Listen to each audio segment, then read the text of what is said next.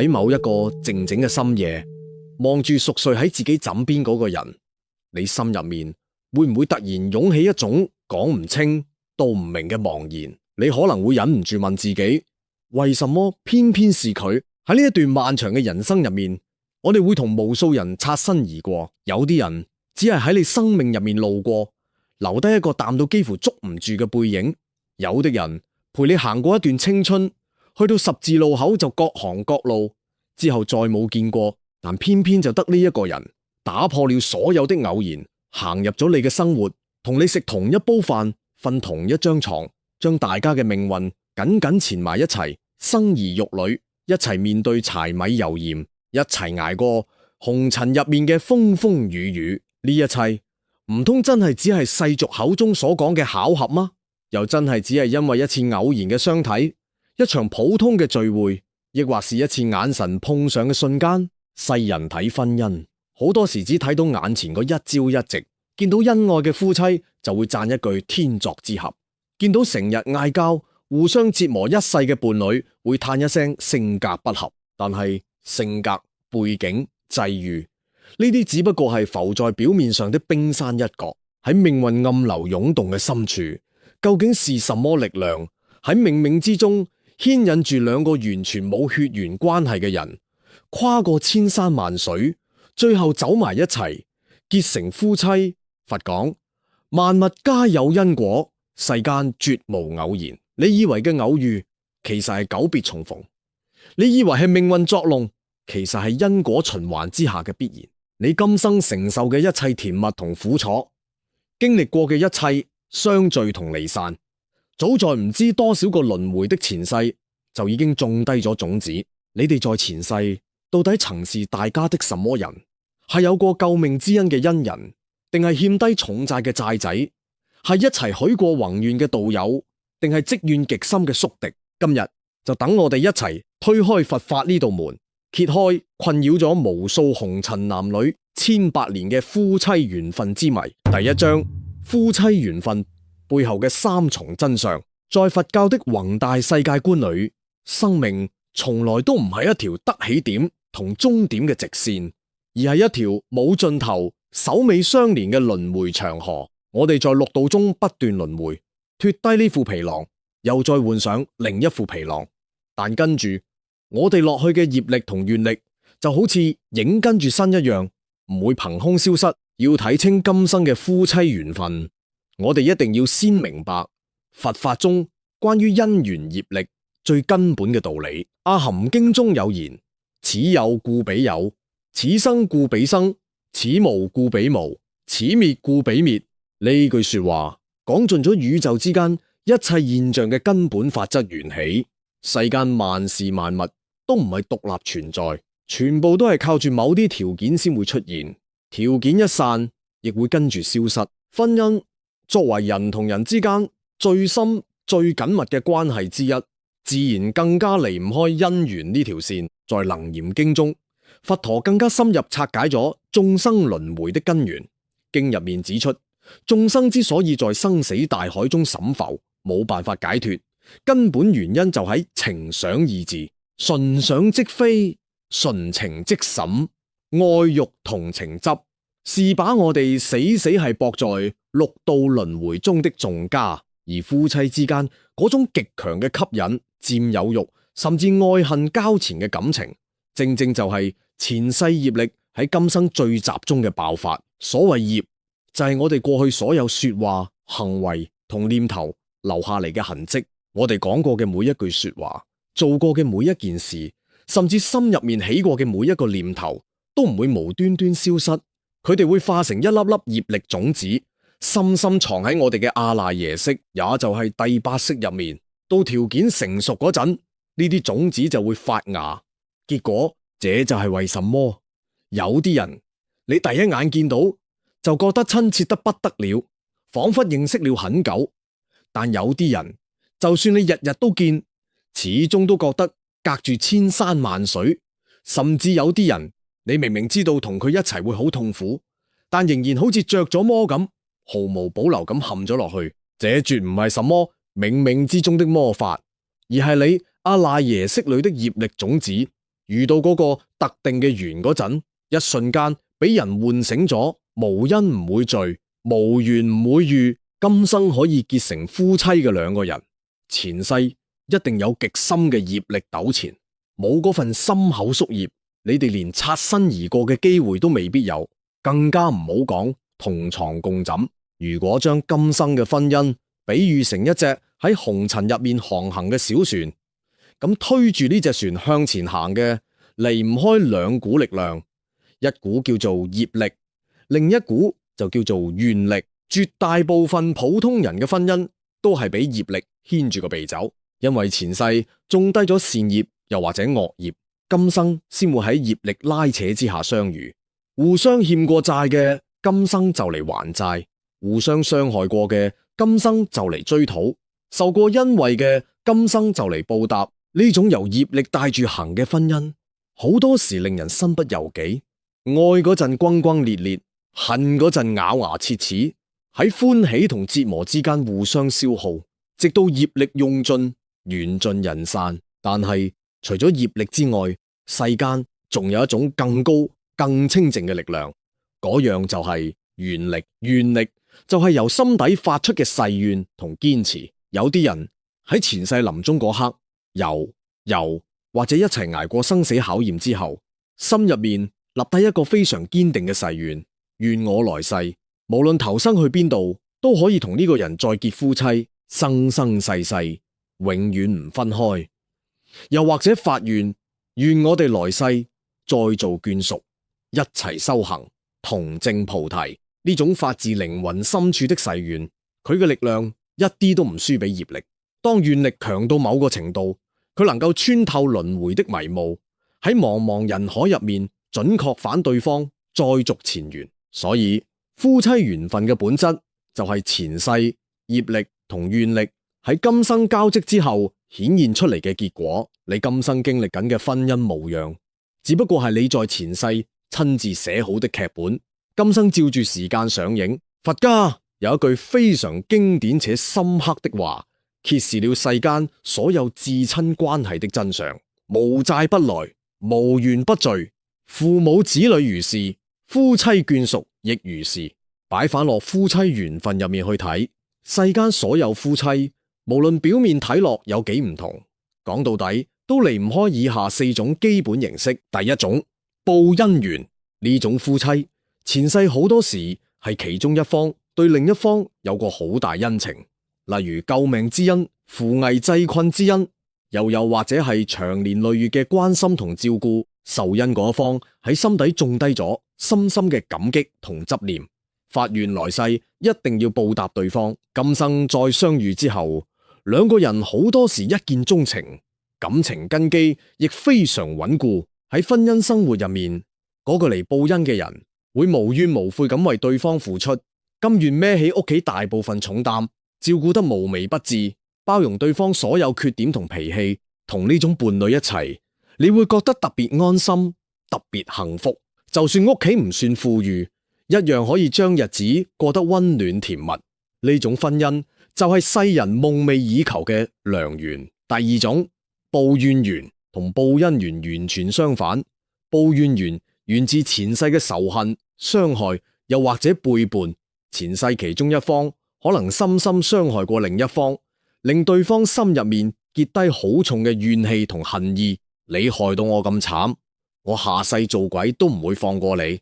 呢種強烈怨念一樣會變成一股好強嘅拉扯力。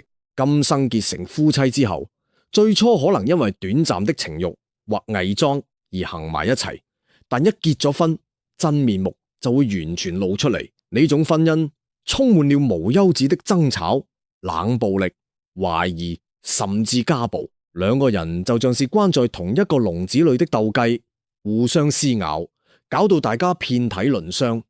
但又因為種種原因，例如為咗仔女、為咗財產，又或者心理上放唔低，始終離唔到婚。這正正係佛法所講的相愛相殺。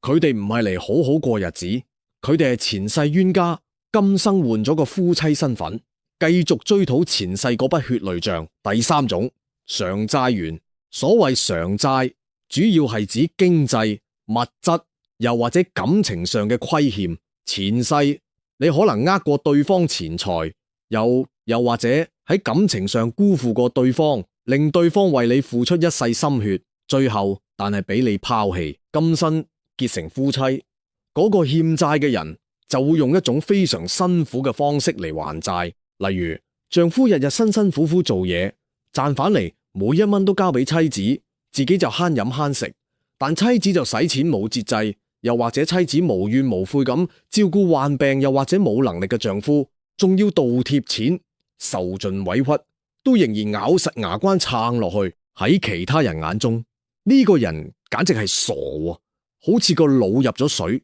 但由因果角度去睇，佢只不過係在用今生嘅汗水同淚水，一筆一筆還清前世欠低嘅賬。賬一清，緣亦就散。第四種，討債緣。既然有人還債，自然就有人討債。前世人哋欠咗你，今生佢成為你伴侶，向你追討。呢種婚姻形態中，嗰個討債嘅人好多時會顯得冷酷、自私、索取冇底線。佢可能亂咁揮霍，敗清屋企，又或者患上重病，染上惡習，要另一半傾家蕩產去照顧，仲要幫佢執手尾。嗰個俾人討債嘅人，在呢段婚姻裏會覺得非常痛苦同疲倦，仿佛自己嘅精血都被榨乾了。但每次想抽身離開，總係有各種牽絆，將自己死死拉住，直到前世欠對方嗰筆數徹底還清，呢段折磨人嘅關係先會真正倒塌。睇到這裏，你可能會心入面一寒，難道世間所有夫妻都只係冰冷嘅買賣同賬簿咩？唔通真係冇純粹冇美好嘅感情咩？先唔好急，因果雖然睇落冷酷無情，但人有智慧，佛法亦有慈悲。明白呢個道理，唔係叫我哋對婚姻絕望，而係想我哋學識用超越世俗嘅眼光睇穿眼前呢個迷局。咁前世嘅具體關係究竟是點樣影射到今生五花八門的夫妻形態中的？第二章，前世關係點樣映照今生嘅夫妻模樣？佛家講因果，從來唔係憑空捏造的玄學，而係對宇宙萬物運行規律的客觀記錄。為了讓我哋呢啲身處紅塵迷局中的凡夫俗子，能夠真正聽懂睇透佛陀同歷代高僧大德在經典中留下了許多耐人尋味的典故，結合呢啲千古流傳的故事同現實生活入面的比喻，我哋便能像照鏡子一樣，清清楚楚地睇清自己同枕邊人前世究竟有着怎樣的交集。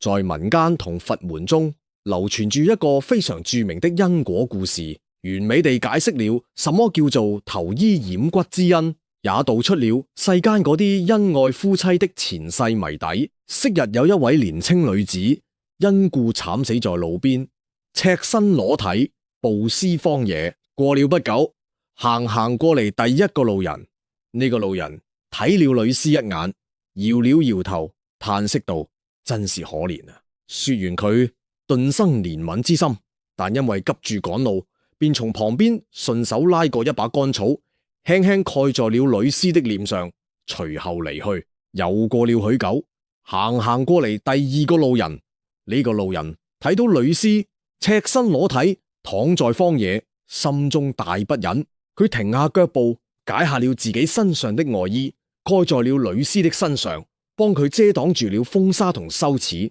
然後默默離開了。最後行過嚟第三個路人，呢個路人睇到女屍後，不僅生出了無限的慈悲心，更停下了腳步。佢在附近找來一把鋤頭，在樹林旁挖了一個深坑，小心翼翼地將女屍抱進坑裏，捧土安葬，並立了一塊簡陋的木牌，讓佢得以入土為安。經過了唔知多少個輪迴，呢一世嗰個慘死的女子投胎轉世，長成了一位亭亭玉立的姑娘。到了談婚論嫁的年齡，姑娘遇到了第一個男人，正係前世嗰個俾佢蓋了一把乾草的第一個路人。兩人相識後，姑娘對佢頗有好感，兩個人談了一場短暫而甜蜜的戀愛。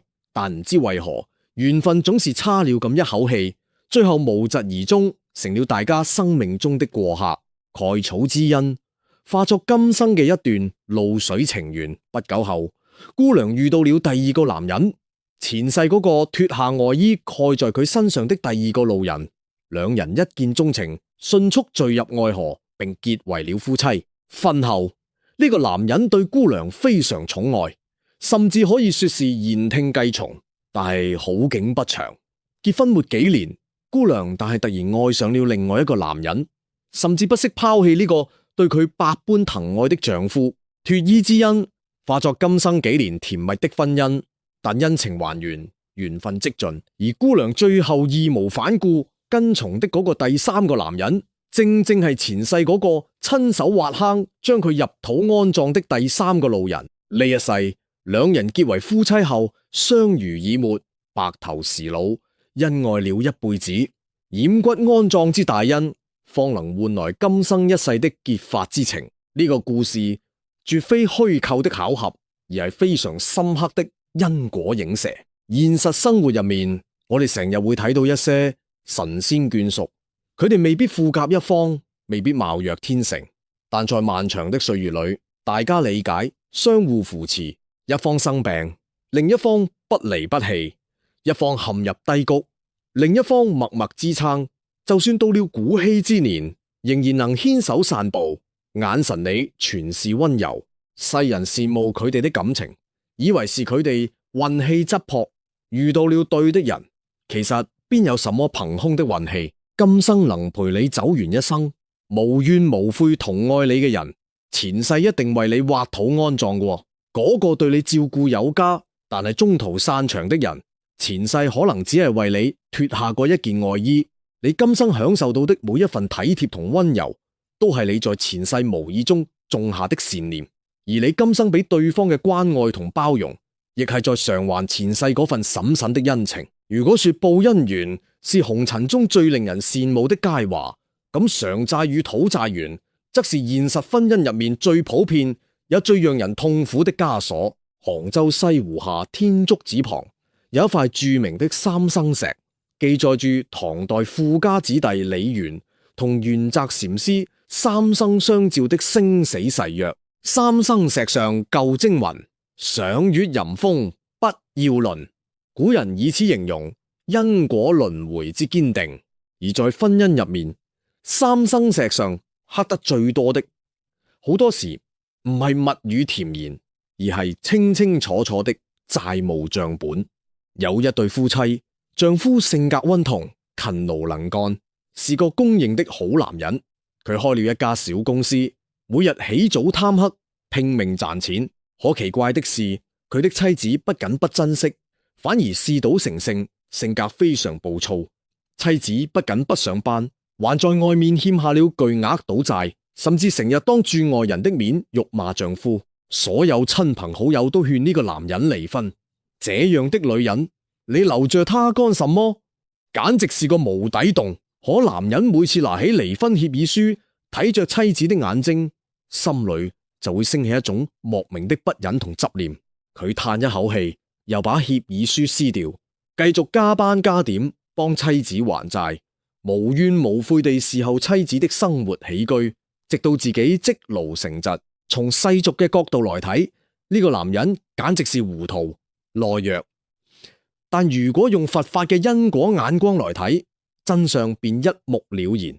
在前世，呢個男人很可能是一個家財萬貫的富商，而呢個妻子則是佢手下的一個貧苦僱工。富商通過欺詐剝削的手段，侵吞了僱工一生的血汗錢，導致僱工晚年淒慘，含恨而終。僱工臨死前，心中發下了強烈的怨念：你騙走我的一切，下輩子我一定要讓你成倍還回來。到了今生，因果流轉，曾經的富商變成了呢個任勞任怨的丈夫，而曾經的僱工則投胎成了呢個揮霍無度的妻子。妻子今生唔係來同佢過日子的，佢是拿着前世嘅賬本來依法執行討債的。你在生活入面係咪也見過咁樣的婚姻？有的人明明被伴侶背叛，冷漠對待，痛苦得每日撕心裂肺。可只要對方稍微說一句好話，又或者自己心念一動，就有心軟流了落嚟，點樣勸都勸不走。有的人一輩子都在為伴侶收拾爛攤子，倒貼房產，償還債務，累得筋疲力盡。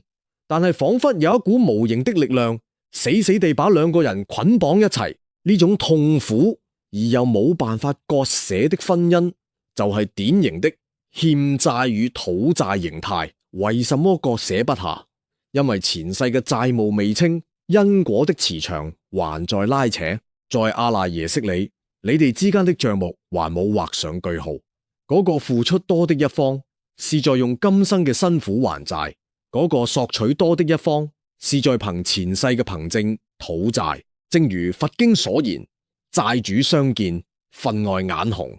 在咁樣的婚姻裏，兩個人好多時愛恨交織，愛得痛苦，恨得深深。只要前世欠下的那筆賬冇還完，這間名為婚姻的牢籠就很難從內部打破。世間的夫妻緣分大多逃不出恩怨債討這四種業力的範疇，這屬於世俗嘅凡夫眷屬。但係在佛教的至高境界中，還存在住一種超越了世俗情愛同利益糾葛的最高階緣分——菩提眷屬。所謂菩提眷屬，是指夫妻雙方不僅在世俗生活入面是伴侶，在靈魂同精神層面上更是一齊追求真理、同願同行的道友。據佛本行集經同法華經記載，釋迦牟尼佛在未成佛之前的漫長輪迴中，曾有一世名為善慧童子。當時燃燈古佛為臨世間說法，善慧童子懷住非常虔誠的心前往供養。在路上，佢遇到了一位名叫瞿波，即耶輸陀羅的前世的女子，手中拿着7朵非常罕見的青蓮花。善慧童子為了供養燃燈佛，傾盡身上所有的財物，向瞿波女子購買這7朵青蓮花。瞿波女子被善慧童子的虔誠所感動，便對佢講：我將5朵蓮花賣給你，另外2朵請你替我供養給佛陀。但我有一個條件，願我生生世世都能與你結為夫妻，共同修持佛法，直到你成就無上正等正覺。善慧童子應允了佢的請求，並在燃燈佛前一齊許下了呢個宏深的大願。從此以後，在經歷了無量劫的漫長輪迴中，無論善慧童子投生為國王、陸王，還是修行者，瞿波女子都如影隨形，成為佢的妻子，默默地支持佢捨己救人，收集菩薩道，直到最後一世。善慧童子降生為悉達多太子，瞿波投生為耶輸陀羅太子妃。悉達多太子夜半出家，苦修成佛。耶輸陀羅雖然經歷了離別的劇痛，但最後也在佛陀的感化下出家修行，證得阿羅漢果，徹底解脫了輪迴之苦。釋迦牟尼佛同耶輸陀羅的故事，為世人展示了夫妻緣分的最高形態。世俗嘅愛情好多時建立在佔有、慾望同條件上面。你對我好，我才愛你；你年輕漂亮、有錢有勢，我才選擇你。呢種建立在無常物質上面的感情非常脆弱，稍有風吹草動就會坍塌。而菩提眷屬的緣分，則是建立在一齊的信仰、高尚的志向同清淨的願力上面。咁樣的夫妻在今生相遇時，好多時有着極高的精神默契。佢哋之間不僅有男女之間的愛慕，更有深刻的理解同尊重。當一方遭遇挫折時，另一方唔係埋怨，而係用智慧去開導。當一方想要追求更高的精神境界時，另一方唔會成為阻礙，而係成為最堅實的後盾。佢哋唔會把大家死死地扣在柴米油鹽的瑣碎中互相消耗，而係手牽手一齊抵禦紅塵中的誘惑同煩惱，提升大家的生命格局。呢種婚姻已經超越了簡單的還債與報恩，佢是一場雙向奔赴的靈魂修行。同咁樣的伴侶結合，婚姻唔再是束縛靈魂的枷鎖，而係成為了渡過苦海、到達智慧彼岸的最勝法船。通過以上3種典型的影射，我哋不難發現，今生陪在你身邊的嗰個枕邊人，絕非偶然降臨。如果你哋恩愛有加，那是前世嘅善緣同恩情在發芽；如果你哋爭吵不休、痛苦折磨，那是前世嘅惡緣同債務在清算；如果你哋志同道合、互相成就，那是前世嘅願力同誓言在顯現。既然前世嘅因已經種下，今生嘅果已經顯現，面對這已經注定的夫妻緣分，我哋究竟該點樣去面對？是任由業力擺布，在痛苦中審論，還是運用佛法嘅智慧去轉化佢、圓滿佢？第3章，點樣睇破再圓滿今生嘅夫妻緣分？明白了夫妻緣分的前世今生，絕唔係為了讓我哋陷入宿命論的悲觀中不可自拔，更唔係為了俾婚姻入面的不負責任、逃避或怨恨找借口。佛法講因果，從來唔係為了讓人認命，而係為了讓人改命。前世嘅因決定了今生相遇的起點，但今生嘅果，但係完全取決於你此時此刻的每一個心念同抉擇。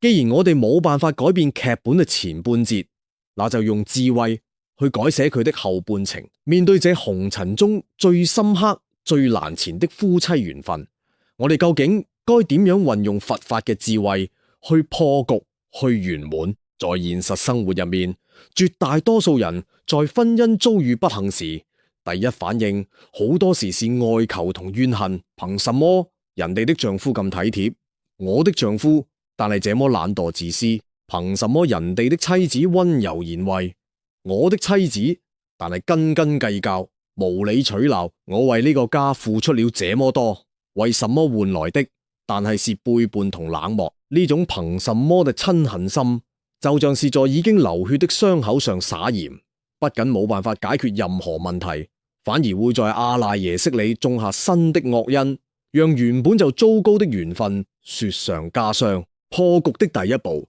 是認賬。佛家講受盡惡業，惡業方盡。你今生所承受的一切委屈、痛苦、勞累同折磨，都唔係憑空降臨的，而係你前世施加俾人哋的業報，在今生回轉到了你自己身上。當你明白了無風不起浪、無因不結果的道理，你嘅心態就會發生翻天覆地的變化。當你在面對伴侶的暴脾氣、冷漠或是索取時，你唔再會覺得委屈同憤怒，而係能夠生出一份坦然。原來這是我前世欠他的，今天他來找我討要，我把這筆賬還清了，我哋之間的宿債也就少了一筆。不怨天，是明白了天道昭彰，因果不虛，不由人，是懂得了人皆凡夫，皆在業力中掙扎，接納婚姻入面的酸甜苦辣，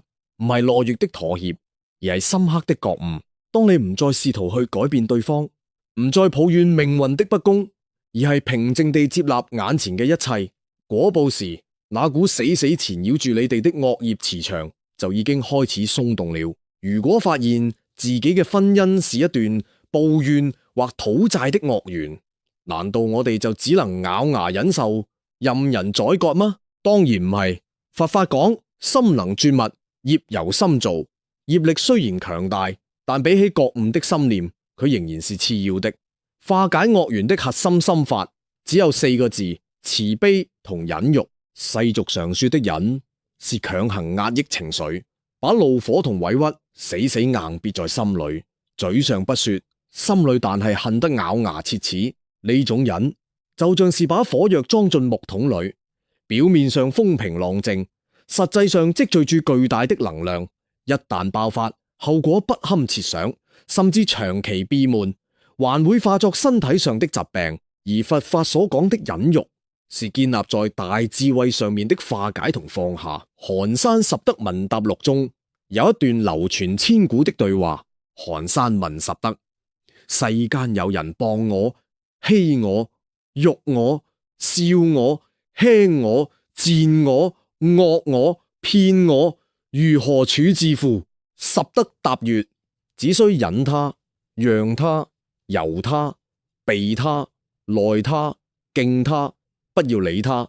再過幾年，你且看他，在婚姻入面，當對方無理取鬧、惡言相向時，如果你選擇以牙還牙、針鋒相對，那就係用惡業去回應惡業，結果只能是兩敗俱傷，讓前世嘅怨結越扣越緊。真正的忍辱是睇穿對方暴躁、自私背後的無名同可憐。佢之所以做出傷害你嘅行為，是因為佢被心入面嘅貪嗔痴所蒙蔽，被自己嘅業力所操縱。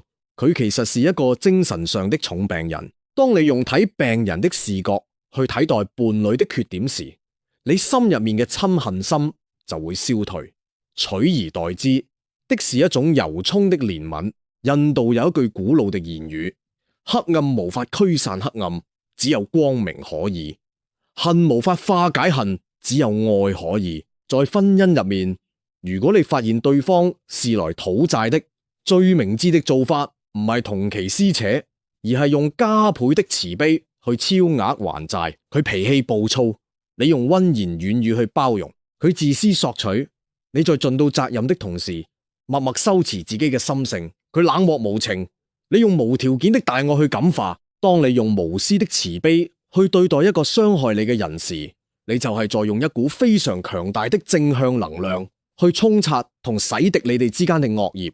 歷史上許多高僧大德的父母最初亦係冤家對頭，但其中一方通過長年累月的慈悲修持，最後徹底感化了另一方，將原本雞飛狗跳的惡緣改寫成了相敬如賓的善緣。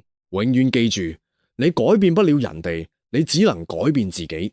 當你自己嘅心變清淨了，你周圍的世界同磁場也就隨之改變了。在對待婚姻嘅態度上，世人常犯兩個極端的錯誤：要麼在相處時唔知珍惜，互相傷害；要麼在緣盡時死死執住，痛苦萬分。佛法話俾我哋，世間的一切現象，包括我哋的婚姻同家庭，都逃不出生、住、異、滅同聚散離合的無常法則。既然今生能結為夫妻，就算是來還債的，亦係千百個輪迴中難得一見的大姻緣。在漫長的人生旅途中，能夠有一個人陪你同舟共濟、遮風擋雨，這本身就係非常寶貴的經歷。唔好把伴侶對你嘅好視為理所當然，唔好把寶貴的時間消耗在無休止的挑剔、抱怨同冷戰中。每日早晨醒來，睇住枕邊的人，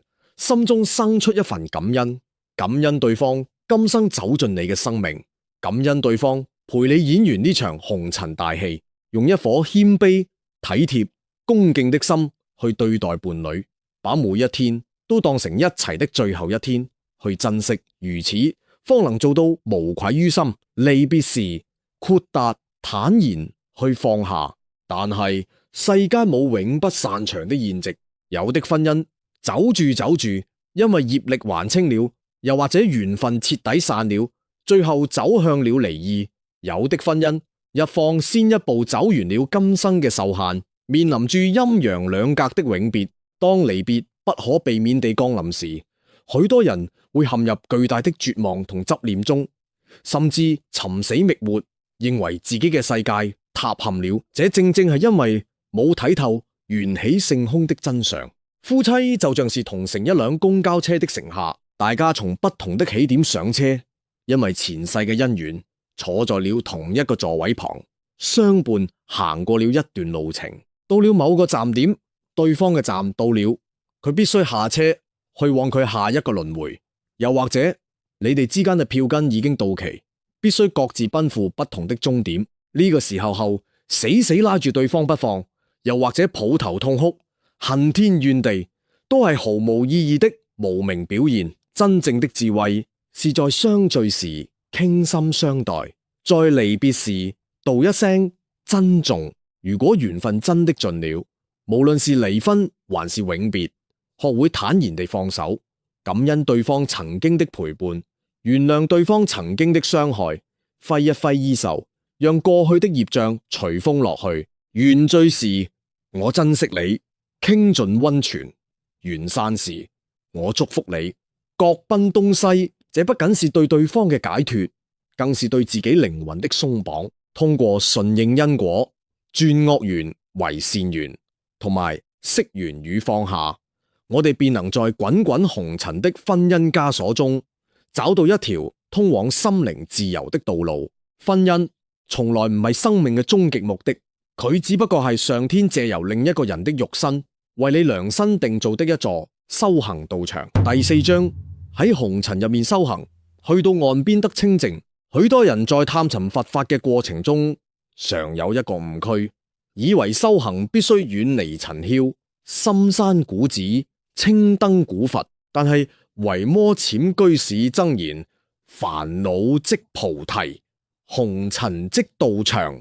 對於絕大多數凡夫俗子而言，你嘅家庭就係你嘅寺廟，你嘅婚姻就係你嘅禪堂，而你每日面對的柴米油鹽，磕磕絆絆，同埋嗰個讓你歡喜、讓你憂的枕邊人，就係你生命中最深刻、最嚴苛的考官。我哋為什麼會在婚姻入面覺得痛苦？因為婚姻就像一把鋒利的刀，佢剝離了我哋在外界維持的所有偽裝同面具。在單位、在社交場合，我哋或許能做到溫文爾雅、體面大方，可一旦返到家裏，面對最親密的伴侶，我哋的貪婪、自私、控制欲、嗔恨心同傲慢，便會在毫無防備的情況下暴露無遺。婚姻本質上就係一場兩個靈魂的破我執之旅。世人談戀愛，談的是我喜歡、我需要，你要滿足我；而真正的婚姻修行，則是學會把我字放下。當你想發脾氣時，能否克制住心入面嘅嗔恨？學一學佛法嘅忍辱。當對方做出不合理意的事情時，能否放下你嘅控制欲？學一學佛法嘅包容。當生活陷入柴米油鹽的繁瑣同平淡時，能否保持一顆平常心？學一學佛法嘅清淨。當對方遭遇人生低谷乃至疾病困苦時，能否生起無條件承擔的責任感？學一學佛法嘅慈悲。如果冇婚姻，這座道場，你嘅自私同狹隘可能永遠隱藏在心底，得不到檢驗同洗滌。正正係因為有了伴侶，這面鏡子，你才能清清楚楚地睇到自己內心深處的貪嗔癡。正正係因為有了呢段牽腸掛肚的緣分，你才有機會在紅塵的磨礪中一步步修掉自己嘅毛病，錘煉出堅韌、溫柔同智慧的靈魂。伴侶唔係來阻礙你修行的，佢是上天派來成就你嘅渡船。無論你今生抽到的是一張報恩的甜牌，還是一張討債的苦牌，只要你懂得將心歷練，惡緣能轉化為道理嘅資糧，善緣能升華為同修的道友。睇破了這層真相，這世間便再也冇什麼能傷害到你，再也冇什麼能困住你。你今生遇到的每一個人，經歷的每一段婚姻，都係前世種下的種子，在今日開出的花，結出的果。冇無緣無故的愛，也冇無緣無故的恨。嗰啲歡笑同淚水，甜蜜同折磨，只不過係因果長河中起伏的浪花。唔使去抱怨前世嘅欠缺，也唔使去固執於今生嘅得失。